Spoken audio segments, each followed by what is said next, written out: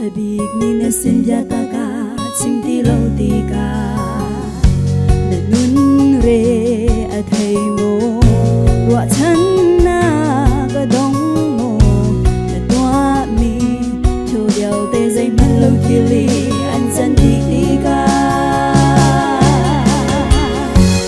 Nanan nam di su pe lo Na churi da si na chia Adot lang le sang fa nagli An beng lo An gal tak lai lo Zum mong ka boy cha si Bong chan ka bu na wa si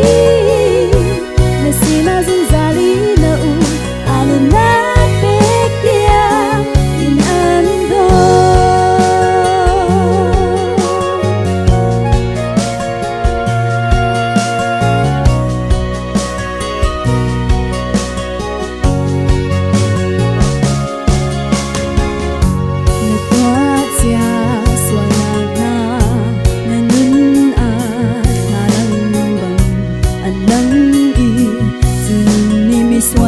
si anh ti leo san lê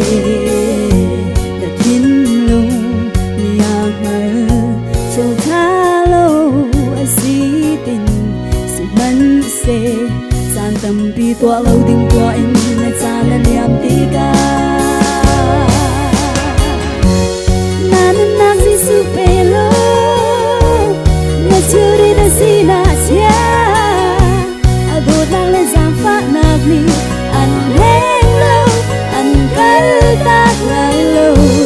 Zum mong ka boy cha si Bong chan ka gu na wa si Na si na zong zali na u Nunnak pek Tiang in ando Rực hay lai thiêu đi theo đê Ka sin ra din na kan pek lang Ka say nam ni pe Na churit a sang lai Na swal nam chi sen du bangin Senin tam câu man se lo An thiam ter lai Hoi ha bang na rang lai Agya gam na ka si sa Nanan nam si su pe lo Akut sak chuan nak hal ma Na chim hanin na her mi hal An tây nhắc lại an luôn ở lại Zum mong ka boy cha si Bong chan ka gu na wa si Na si na zung zali na u Nunnak pek Tiang in ando